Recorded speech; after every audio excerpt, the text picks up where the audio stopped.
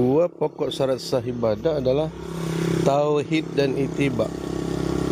Ibadah tanpa tauhid adalah syirik, batal. Ibadah tanpa ittiba adalah bid'ah, juga batal tertolak. Dan dua pokok syarat sah ibadah tersebut sudah ada di dalam kalimat tauhid, dua kalimat syahadat.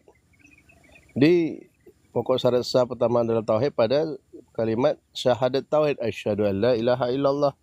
Jadi di situlah bahwa pokok syarat sah ibadah adalah kita bertauhid dulu. Jadi al ilmu qabla al qauli wal amal, ilmu berkata dan beramal, wal dakwah wal iman. Jadi beriman sebelum beriman, berkata, beramal, berdakwah. Tentu ilmu yang didulukan adalah tauhid, karena tanpa tauhid batal seluruh amalan. Syirik itu lawan daripada tauhid adalah syirik. Jadi ibadah tanpa tauhid adalah syirik. Syirik membatalkan iman, membatalkan perkataan, amalan lisan, amalan perbuatan, juga membatalkan dakwah. Ya, dakwah kita pun batal semuanya karena kita telah berbuat syirik. Lain asyrakta la yabatanna amaluka. Apabila kamu berbuat syirik, maka batallah seluruh amalmu. Surah Az-Zumar ayat 65. Jadi pokok syarat sah ibadah pertama sudah ada di kalimat syahadat tauhid tadi, ya, tauhid. Sedangkan pokok syarat sah kedua ibadah adalah ittiba, itu pada syahadat Rasul, wa asyhadu anna Muhammadar Rasulullah. Di saat kita telah mengikrarkan bahwa kita menetapkan Nabi Muhammad sebagai Rasulullah, utusan Allah, berarti kita harus ittiba kepada Rasulullah dalam beribadah, dalam beragama. Sebagaimana yang disebutkan surat Ali Imran ayat 31, qul, katakanlah hai Muhammad, Allah menyerukan kepada Muhammad, katakanlah in kuntum tuhibbunallah, kalau kalian semuanya benar-benar mencintai Allah, fattabi'uni, maka itibalah kepadaku. Itiba kepada Rasul itu tadi sejalan dengan syahadat yang kedua tadi. Berarti kita harus beritiba. Kalau ingin kita mencintai Allah, maka beritiba kepada Rasul. Fattabi'uni yuhibbukumullah wa yaghfir lakum dzunubakum. Maka Allah akan mencintai kalian dan mengampuni dosa-dosa kalian. Jadi tidak hanya dicintai, malah diampuni dosa-dosa kalau kita ittiba kepada Rasul. Jadi kembali lagi, dua pokok syarat sah diterimanya ibadah itu adalah tauhid dan ittiba, dan duanya sudah ada di dalam dua kalimat tauhid. Jadi tak perlu jauh-jauh. Syarat pertama ada di kalimat syahadat tauhid, asyhadu an la ilaha illallah. Syarat kedua ada di syahadat Rasul, wa asyhadu anna Muhammadar Rasulullah. Dan dua syarat ini pun disebutkan juga dalam surah Al-Kahfi ayat 110, falyamal amalan salihah wala yusyrik bi ibadati rabbih ahada. Jadi kalau kita ingin berjumpa dengan Allah, barang siapa yang ingin berjumpa dengan Allah, maka ia dalam melakukan amal soleh adalah amalan yang ittiba, bukan amalan bid'ah. Bid'ah tertolak, malah diancam dengan kesesatan neraka. Itu bukan amalan soleh. Bid'ah bukan amalan soleh, bid'ah adalah kesesatan. Jadi amalan soleh itu adalah amalan-amalan yang ittiba. Apakah dalam itu ibadah tauqifiyah maupun amalan muamalah, walaupun berbeda rumus, tapi intinya ittiba. Kemudian wala yusyrik bi ibadati rabbih ada, jangan berbuat syirik. Jadi tauhid dan ittiba. Dan disebutkan juga dalam surat Al-An'am 106, dua pokok syarat sah itu digabung satu dalam ayat, yaitu surat Al-An'am 106. Situ disuruh kita ittiba, kemudian disebutkan jangan, yaitu kita harus menyembah hanya Allah dan tidak menyembah selain Allah. Jadi kembali lagi bahwa pokok syarat sah pertama ibadah adalah tauhid. Tanpa tauhid berarti syirik, membatalkan seluruh amalan. Di tauhid itu ada di kalimat syahadat Rasul, wa asyhadu anna Muhammadar Rasulullah. Jadi la ilaha illallah itu maknanya adalah la ma'buda bihaqqin illallah. Itu tafsirnya ada di surah Al-Luqman ayat 30 dan surah Al-Hajj ayat 62. Zalika bi anna Allah wal haq wa anna ma yad'u min dunihil batil. Jadi Allah adalah sesembahan yang hak, sedangkan apa-apa yang mereka seru, yang mereka sembah selain Allah adalah batil. Jadi intinya dalam kalimat syahadat itu disebutkan, dalam kalimat syahadat tauhid itu disebutkan dengan lafaz ilah, menafikan ilah-ilah yang tidak hak tadi. Jadi memang di sini inti tauhid itu adalah tauhid pada tauhid uluhiyah, karena Allah menyebutkan dengan kata ilah, bukan kata Rabb. Bahkan di surah An-Nasr, ilahin nasu, sesembahan manusia. Jadi Allah tidak menyebutkan la Rabba, tapi Karena la rabbah kalau hanya sekedar pencipta itu sudah fitrah manusia untuk mengakui Allah sebagai pencipta, tapi untuk penyembahan ubudiyah, wa ma khalaqtul jinna illa liya'budun wa abudullaha wajtanibut taghut ya ayuhan nas wa'budu rabbakum. Jadi inti dari ibadah itu adalah penyembahan. Wa ma khalaqtul jinna wal insa illa liya'budun, untuk menyembah kepadaku. Jadi kita harus mengabdi kepada Allah dengan ibadah. Jadi intinya adalah tauhid uluhiyah. Karena kalau sekadar tauhid rububiyah belum memasukkan orang kepada Islam. Jadi di situ yang dinafikan sebagai intinya adalah syirik uluhiyah, kemudian diisbatkan kepada tauhid uluhiyah sebagai intinya. Jadi sebenarnya tauhid itu ya semua unsur, tapi di sini adalah intinya. Inti daripada tauhid itu adalah tauhid uluhiyah. Makanya kalimat la ilaha illallah disebut dengan kata la ilah, tidak ada sesembahan bihakin, la ma'budah bihakin. Kata hakin itu ada di surah Al-Luqman ayat 30. Zalika bi'annallahu wal haq. Sudah ada kata hak. Wa anna ma yad'u min dunihil batil, dan surah Al-Hajj ayat 62. Zalika bi'annallahu wal haq wa anna ma yad'u min dunihi wal batil. Jadi Allah adalah sesembahan yang hak, itu diisbatkan ke situ, kemudian dinafikan, dan apa-apa yang mereka seru selain Allah adalah batil. Jadi kalau sekedar tauhid rububiyah, mayoritas secara fitrah orang mengakui Allah pencipta, Allah pemberi rezeki. Tapi untuk ubudiyah mereka masih menyembah kepada selain Allah, mereka masih berdoa kepada, maka tauhid uluhiyah itu disebut juga dengan tauhid ubudiyah. Kembali lagi bahwa pokok syarat sah ibadah itu adalah dua, tauhid dan ittiba, dan sudah ada di dua kalimat syahadat. Syarat pertama tauhid ada di kalimat syahadat tauhid, asyhadu an la ilaha illallah. Itulah syarat pokok sah ibadah pertama, karena tanpa tauhid berarti syirik. Berarti syirik menghapuskan seluruh amalan. Lain asyrakta la yabatan amal. Apabila kamu berbuat syirik, maka hapuslah seluruh amalanmu. Hapus. Seluruh amalan kita akan hapus.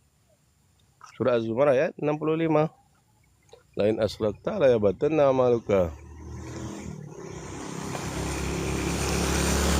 Jadi jelas yang kedua, pokok syarat sah ibadah itu ada di syahadat Rasul, wa asyhadu anna Muhammadar Rasulullah. Jadi kita telah mengikrarkan bahwa kita menetapkan Nabi Muhammad sebagai Rasulullah, utusan Allah. Berarti di situ kita konsekuensinya harus ittiba. Maka itulah syarat kedua ibadah, ittiba.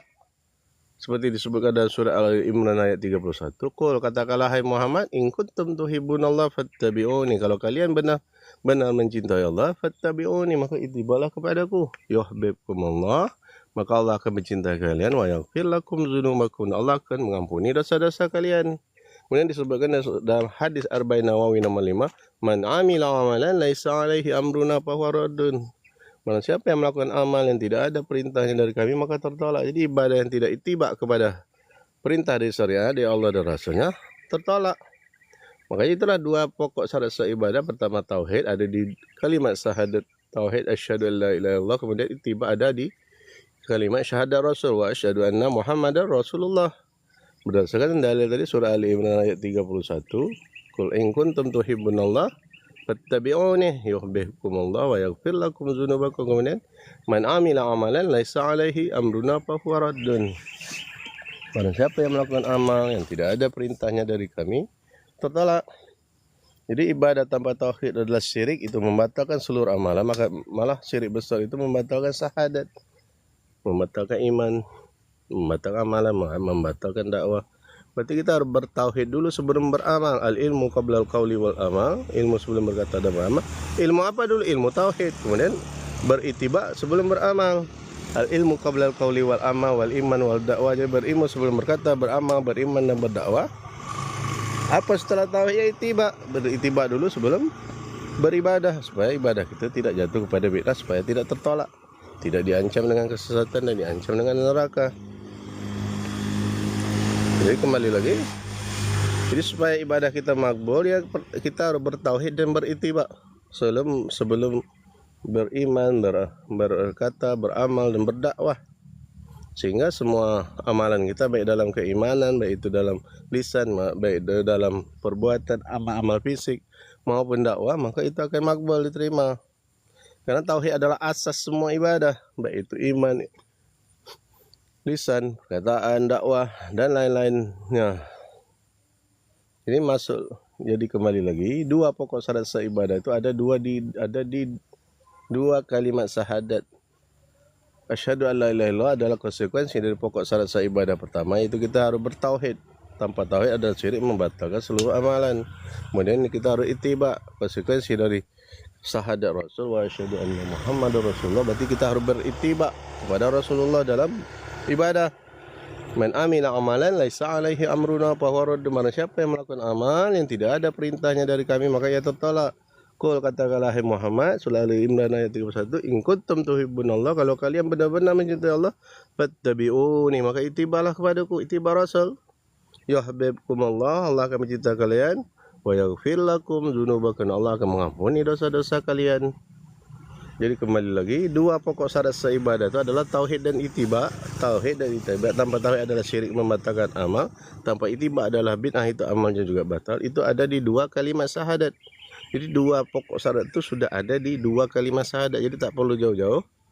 Jadi pokok syarat sah pertama tauhid itu ada di syahadat Rasul wa asyhadu an la ilaha illallah. Jadi dengan kita melafazkan begitu, berarti kita harus mentauhidkan Allah, menafikan syirik tanpa berbuat syirik sedikit pun. Karena kalau kita buat syirik, la in asyrakta la yabatanna amaluka, berarti syirik itu akan menghapuskan seluruh amalan. Surah Az-Zumar ayat 65. La in asyrakta la yahbatanna amaluka, apabila kamu buat syirik maka hapuslah seluruh amalmu.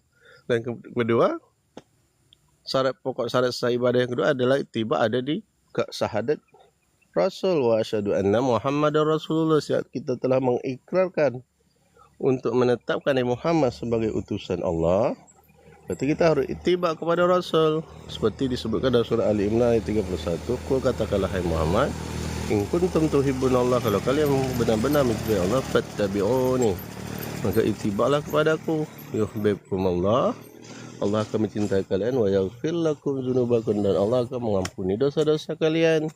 Kemudian disebutkan hadis Arba'in Nawawi nomor 5, man amila amalan laisa alaihi amruna fahuwa raddun. Man siapa yang melakukan amal yang tidak ada perintahnya dari kami, maka ianya tertolak. Berarti yang tidak ittiba kepada perintah syariat, perintah Allah dan Rasulnya, berarti tertolak.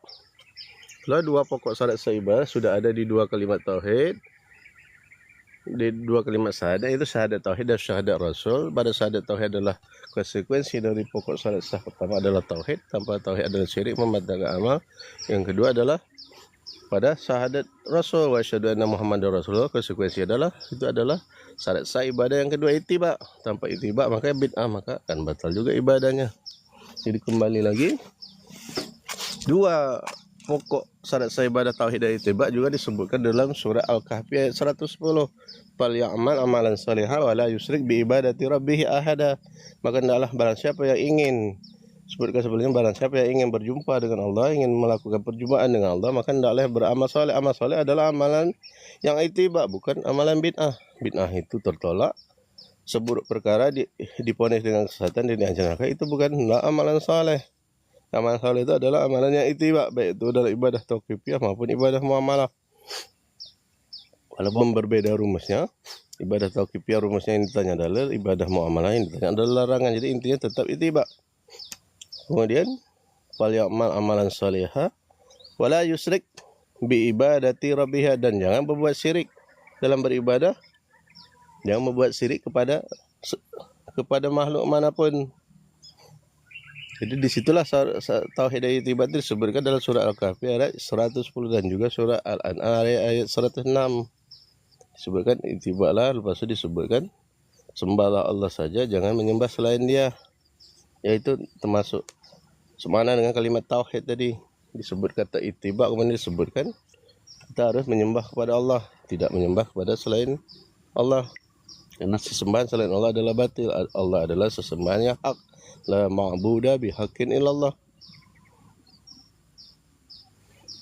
Jadi kembali lagi, jadi dua pokok syarat sah ibadah itu ada dua, dan sudah ada di dua kalimat tauhid, di dua kalimat syahadat. Asyhadu an la ilaha illallah, itu adalah konsekuensi dari tauhid, syarat sah pertama. Kemudian wa asyhadu anna Muhammadar Rasulullah, itu adalah konsekuensi dari ittiba, syarat sah yang kedua. Itu sesuai dengan Ali Imran ayat 31. Qul, katakanlah Muhammad, in kuntum tuhibbunallah, kalau kalian benar-benar mencintai Allah, fattabi'uni, maka ittiba kepadaku. Yuhibbukumullah, maka Allah akan mencintai kalian. Wa yaghfir lakum dzunubakum, Allah akan mengampuni dosa-dosa kalian. Di Arba'in Nawawi nomor 5, man amila amalan laisa alaihi amruna fa huwa raddun. Barang siapa yang melakukan amal yang tidak ada perintahnya dari kami, maka ianya tertolak. Man amila amalan laisa alaihi amruna fa huwa raddun.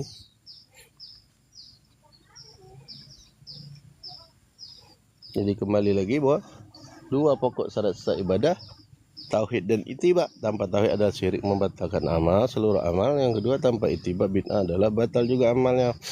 Dan itu ada di dua kalimat syahadat. Syahadat tauhid adalah konsekuensi dari syahadat pertama adalah mentauhidkan Allah tanpa syirik, menafikan syirik tanpa membuat syirik pun. Sedangkan pada syahadat Rasul wa asyhadu anna Muhammadar Rasul itu adalah konsekuensi. Syarat yang kedua, syarat sah ibadah yang kedua adalah ittiba. Tanpa ittiba adalah bid'ah, maka tertolak. Saat kita mengucapkan syahadat Rasul wa asyhadu anna Muhammadar Rasulullah, kita telah berikrar untuk menetapkan Nabi Muhammad sebagai utusan Allah, maka konsekuensinya kita harus berittiba kepada Rasulullah. Sebutkan dalam surah Ali Imran ayat 31. Qul, katakanlah Muhammad, in kuntum tuhibbunallah, kalau kalian benar-benar mencintai Allah, fattabi'uni, maka ittibalah kepadaku, ittiba pada Rasul. Yuhibbukumullah, Allah akan mencintai kalian. Wa yaghfir lakum dzunubakum, Allah akan mengampuni dosa-dosa kalian. Dan Arba'in Nawawi nomor 5 sebutkan, man amila amalan laisa alaihi amruna fa huwa radd. Barang siapa yang melakukan amal yang tidak ada perintahnya dari kami, maka ianya tertolak, tidak terima, radd, sia-sia, batal, alias tidak sah. Jadi kembali lagi, dua pokok syarat sah ibadah adalah tauhid dan ittiba. Tanpa tauhid adalah syirik, membatalkan seluruh amalan, malah bisa membatalkan syahadat, membatalkan iman. Kemudian tanpa ittiba adalah bid'ah, itu pun ibadah akan batal. Itulah pokok dua syarat sah ibadah. Dan itu disebutkan juga dalam surah Al-Kahfi ayat 110, amal amalan solehah wala yusyrik bi ibadati rabbih ahada. Adalah kalian beramal soleh, itu amalannya ittiba, bukan amalan bid'ah. Kemudian jangan berbuat syirik kepada sesuatu apapun. Maka itulah syarat untuk berjumpa dengan Allah, melakukan liqa dengan Allah, perjumpaan dengan Allah pada Al-Kahfi ayat 110. Kemudian pada surah Al-An'am ayat 106 disebutkan juga dua lapar, ittiba wa tabi', dan juga disebutkan la ilaha illallah, ya, kalimat syahadat. Hendaklah kita menyembah Allah saja dan jangan menyembah selain Allah, karena sesembahan selain Allah adalah batil. La ma'buda bihaqqin illallah. Jadi dua pokok syarat sah ibadah sudah ada di dua kalimat syahadat. Jadi kalau betul-betul kita mengaplikasikan kalimat syahadat tadi dengan benar, kita baca, ya, syarat masuk Islam itu adalah dua kalimat syahadat. Tetapi pada intinya kebanyakan orang Islam tadi tidak mengaplikasikan dengan benar. Di saat dia mengucapkan asyhadu an la ilaha illallah, tapi mereka masih berbuat syirik. Padahal itu maknanya tuh di saat kita mengikrarkan begitu, berarti kita harus nafikan seluruh kesyirikan, baik itu kesyirikan dalam uluhiyah sebagai intinya, kesyirikan dalam rububiyah Allah, dalam kemudian kesyirikan dalam asma wa sifat, dalam tiga unsur pokoknya tadi. Makanya harus ditauhidkan. Cuma di kalimat la ilaha, inti tauhid itu ada pada tauhid uluhiyah, makanya lapasnya adalah ilah, tidak ada menisbatkan kepada menafikan syirik uluhiyah dan menisbatkan kepada tauhid uluhiyah. Maka disebut dengan kata ilah, bukan kata Rabb. Ilahin nas, sesembahan manusia, la ma'buda bihaqqin illallah. Jadi makna kalimat tauhid tadi, asyhadu an la ilaha illallah, itu sudah ada di surah Al-Luqman ayat 30 dan surah Al-Hajj ayat 62. Zalika bi anallahu wal haq wa anna ma yad'u min dunihil batil. Jadi Allah adalah sesembahan yang hak, yang benar, dan apa-apa yang mereka seru selain Allah adalah batil. Apa-apa yang mereka seru selain Allah adalah, apa-apa yang mereka sembah selain Allah adalah batil. Makanya makna la ilaha illallah itu disebut ulama la ma'buda bihaqqin illallah. Tidak ada sesembahan yang disembah dengan benar adalah kecuali Allah. Jadi selain Allah itu adalah sesembahan yang batil.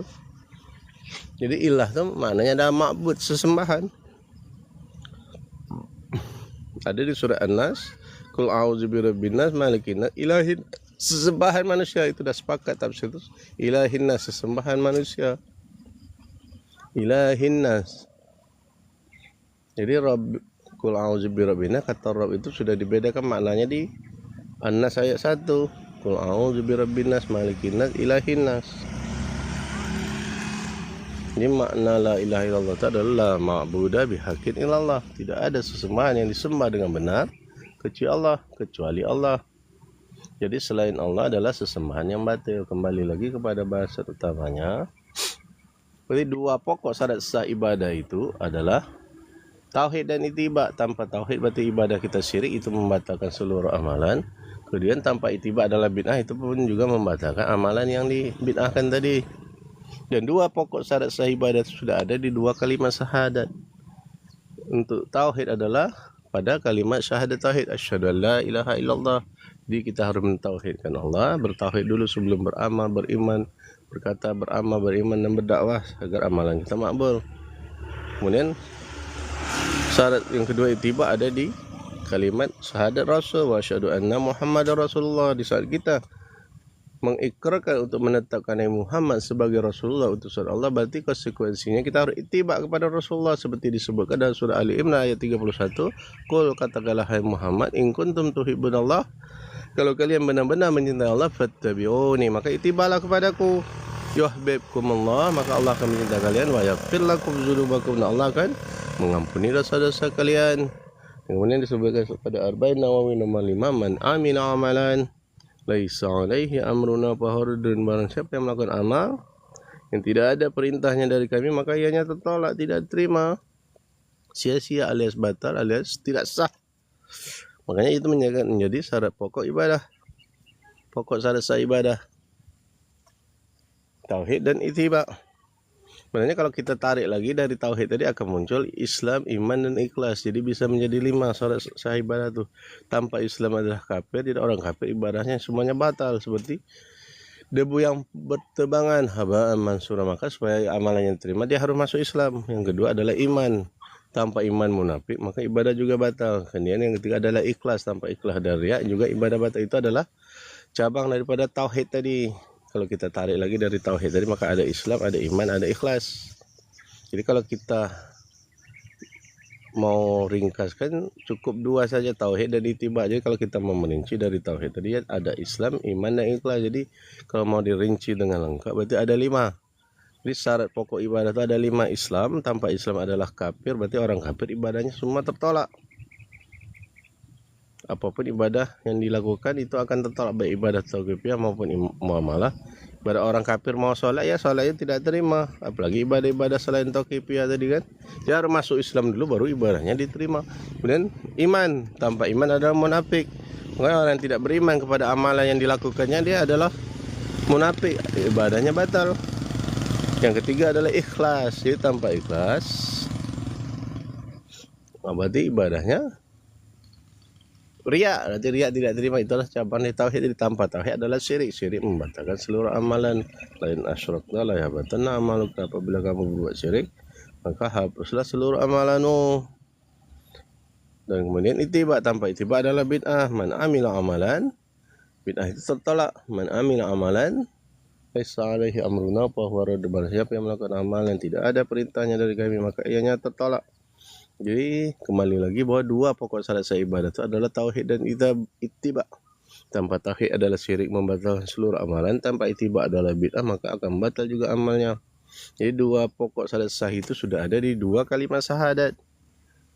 Jadi tauhid adalah pada kalimat syahadat tauhid asyhadu an la ilaha illallah, sedangkan ittiba ada kalimat pada asyhadu anna Muhammadar Rasulullah. Di saat kita mengikrarkan untuk menetapkan Nabi Muhammad sebagai utusan Allah, berarti kita harus ittiba kepada Rasulullah seperti disebutkan dalam surah Ali Imran ayat 31. Qul, katakanlah hai Muhammad, in kuntum tuhibbunallah, kalau kalian benar-benar mencintai Allah, fattabi'uni, maka ittibalah kepadaku. Yuhibbukumullah wa yaghfir lakum dzunubakum, Allah akan mencintai kalian dan mengampuni dosa-dosa kalian. Kemudian hadis Arba'in Nawawi nomor 5, man amila amalan laisa alaihi amruna fahuwa radd. Siapa yang melakukan amal yang tidak ada perintahnya dari kami, maka ianya tertolak.